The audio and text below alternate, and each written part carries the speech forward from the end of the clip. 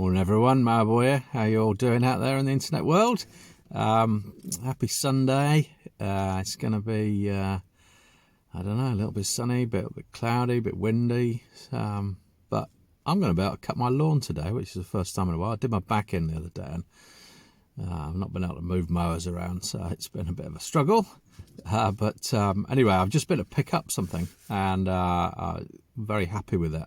And I'll tell you why, because I've kind of clocked this kind of unloved brand called Webb, and they used to make fabulous mowers, really fabulous. I've got one, and you know they're proper old school mowers, and I'm not sure what's happened to it. I'll have to do some digging around. But what happened to this particular mower back in 2007? Atco started making the Suffolk Punch SK, so they made a 14 and a 17 SK with a Kawasaki engine on top, and it was really popular. It wasn't quite all the bells and whistles of the Atco Balmoral, but it had a 5 blade cutting blade cassette, and it did a great job of front roller, back roller. Didn't have the grass comb. That's not generally a big deal.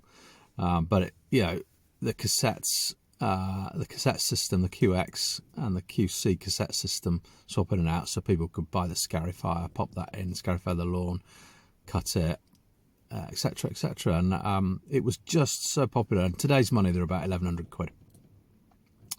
And people still buy them from me. I've sold 2 this week, Suffolk Punch 14 SK, because it's the Kawasaki, lovely. Anyway, when Atco or Bosch decided to close down Atco, and Allett bought the rights to make the models, Allett called it the Allett Classic. And the Allett Classic came in a 14 and a 17 in the same way the Suffolk Punch did. And I don't know why. Well, I'm told that the Kawasaki engine didn't have emissions approvals, so they put on a Chinese engine called a Lonsin engine, and it's quiet and it runs, but it's not as popular as that Kawasaki one. So it became a little bit unloved, but the Allett Classic is a great mower, really great mower. So, cut a long story short, during the period after Allett started making this, between 2011 and 2014, Webb approached them and said, could you make some mowers for us, please? The Allett Classic and also the Allett Kensington. Can you make some mowers for us, please? And we'll sell them. And they actually sell them in B&Q, or they used to do. And they're made basically on the Allett production line and badged with a Webb. So what I've got in the back is a Webb hang on, I better get this right, C14L. We'll do a show and tell in a minute, and it might not have a C in front, but anyway, it's the Webb 14L, or the Webb C14L in the back. It is in lovely condition. I've just driven over just a little bit around the M25, not a lot, just to Essex to pick it up. Lovely old couple. They inside the grass box was a tin of tools, a little tin of touch-up spray paint. It's just, great. I'm going to actually take that in the house and have a look, see what's in there. So that's smashing. And so I've got this lovely Webb C14L that is the same as the Allett Classic 14L. Everything about it is absolutely the same, except it's got a different badge on it. And it's just a lovely mower. And I don't know whether I'll sell it quickly. I've got a Kawasaki Webb that is the Allett Kensington, and it's not shifted, which is just crazy because the Allett Kensington's a fantastic mower. But anyway, so there we are. It's a little bit of a potted history. I'll have to find out what happened to Webb. I know that B&Q stock a lot of Webbs, or they have done, and a lot of them are just badged Webb and they're made in China or wherever, whereas this particular one is made in England, and it's made on the Allett production line, so we know there's quality in it. I haven't checked the engine yet. I haven't pulled it just to see if it starts or not, but I suspect it will. It may need a carb clean, which is no problem because I've got an ultrasonic cleaner. But yeah, so we'll see. We'll see what happens with it. But I'm very happy with my purchase, and it was under £100. And you know, these things new. The Allett Classic new is £1,100, £1,200, and let's hope I can get some good money for it. See you in the show and tell. Okay, so here we go, show and tell. This is the Webb C14L. So let's go in and have a look. It is a C14L, Lonsin engine on the top, as you can see.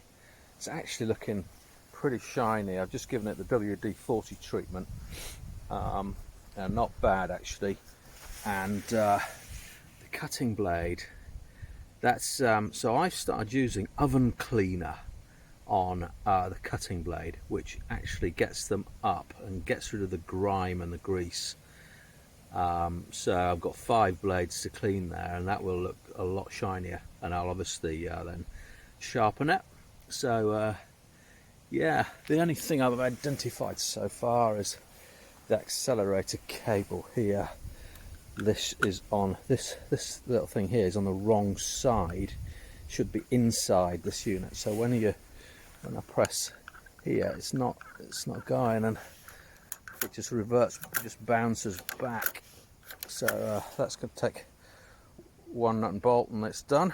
But other than that, that is a nice mower, 2012, and it's hardly had any use. Grass box there, and as you can see, I've got my little box of goodies here. There's a spark plug there, BR2LM. It's an NGK one. I'm not sure whether that's the right one or not actually for these. I'll have to have a quick look. There is some cracking repair paint here. It looks like it needs repairing itself, but looks like it's a sort of greeny colour. I'll try that on another wreck of a Suffolk Punch to see if it's any good. But you've also got all sorts in here: Schrader valve caps, Schrader valve cores. There's a spanner. There's a spark plug socket. Yeah, that's pretty cool. I'm quite happy with that. That's a nice little bundle, isn't it? It's like Christmas. Yeah. So again, not much use on this at all. There's been a bit of interesting sanding work going on the side there to get rid of the scrapes, but maybe that's what he's touched up with the paint. That could be it. Yeah, it's slightly different colour. You can see that. This is the true colour, and then there's a bit here that doesn't quite look right.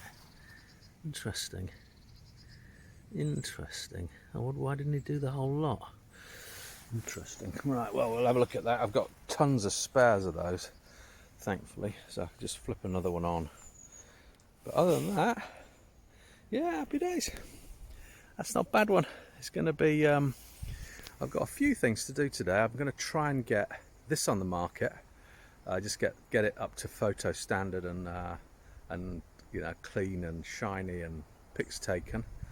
Then I can service it tomorrow and sharpen it tomorrow. So if anybody buys it, then it's ready.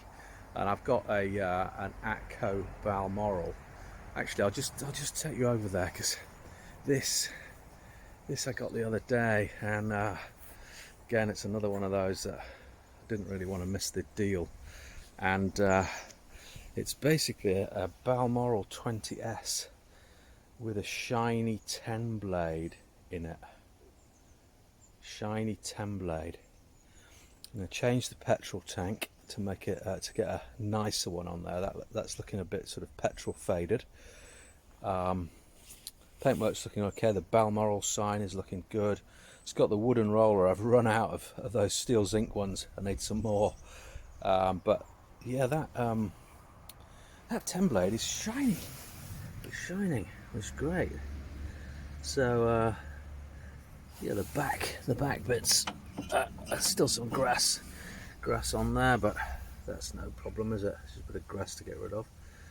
That'll shine up. The one thing I want to do before putting the pictures out on this one is get that carb off and change to a Tillotson.